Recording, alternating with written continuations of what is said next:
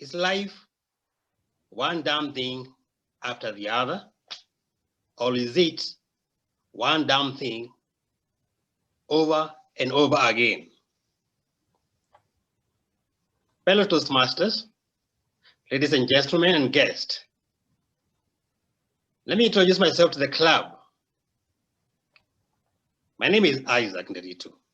When I was born, I was given the name Nderitu by my mother. I was named by my grandfather. I didn't know what the name means, but I tend to think it's a very tough name because my grandfather was a tough man. You see, he had 5 breathing wives. 5 breathing wives. It was a tough man.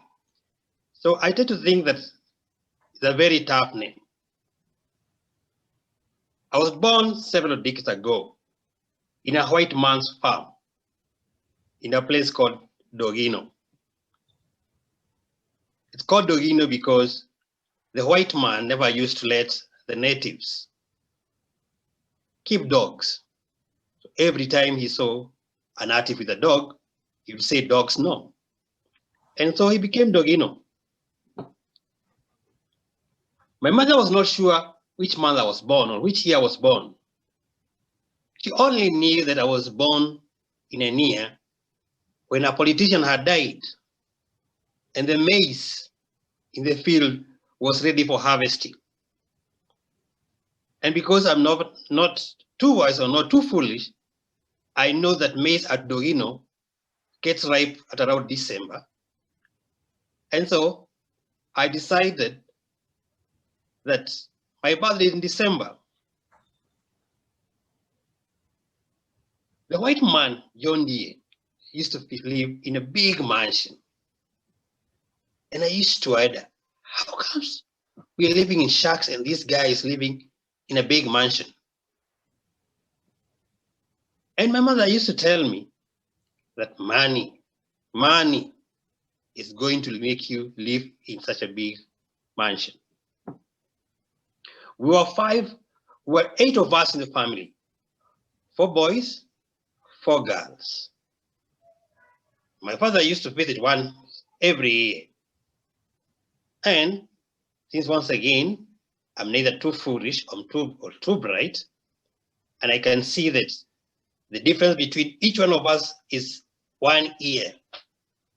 My father is a one heck of a timer because he used to visit exactly the right time. And because I was masterminded by Mr. John Deere and his farm, I decided that I needed to earn money. And I got my first job when I was 6 years old.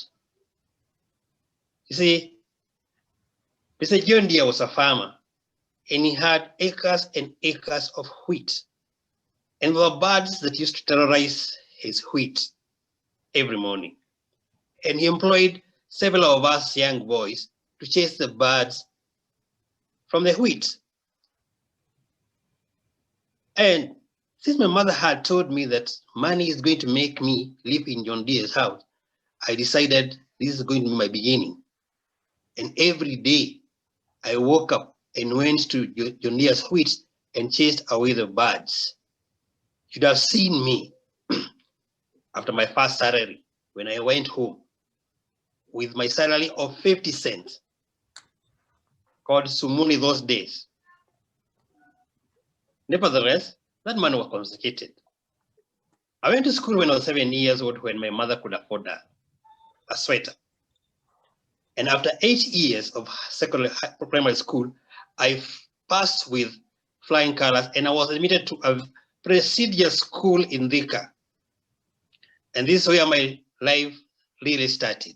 It's in high school that I discovered that chips is just potatoes. And then every holiday, I would mesmerize the village girls with the little English that I had learned at high school. After 4 years, once again, I passed with flying colors. I was admitted to the so-called Juja boys. JKUAT was the university those days, and only really tough men and women went to the university. I experimented with being a Rastafarian. I played in a reggae band, which really impressed the girls once again. And after 5 years, I graduated again, once with flying colors. And the whole village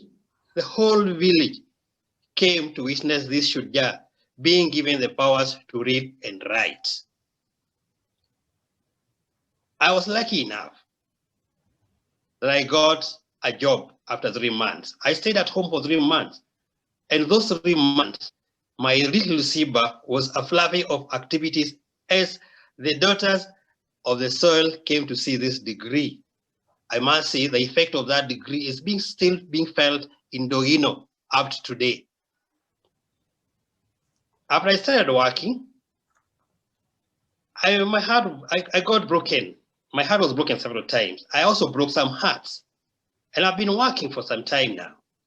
And you see, I've got less than 15 years to retire right now. And like every son of the soil, I bought a piece of Mr. John Deere's farm and started farming. Incidentally, I have a crop of wheat. So recently, I took my 3 boys home to show them what I'm going to do after retirement. And coincidentally, when we got there, some Kolea birds were feasting on the wheat. And quickly I gathered the boys, picked some stones and slings, and spent the whole day chasing the birds. And as we were coming back to Nairobi, my smallest son asked me, "So Dad, is that what you're going to do after I retire? Chasing birds from wheat?" And I thought, maybe that's what I'm going to do. So, like I say, life is not one damn thing after the other. It is one damn thing all over again. And like mother told me about money, when I was a child, I thought that money will give you happiness and fame. Now that I'm a grown-up, I think I was right. Mr. Toastmaster, thank you.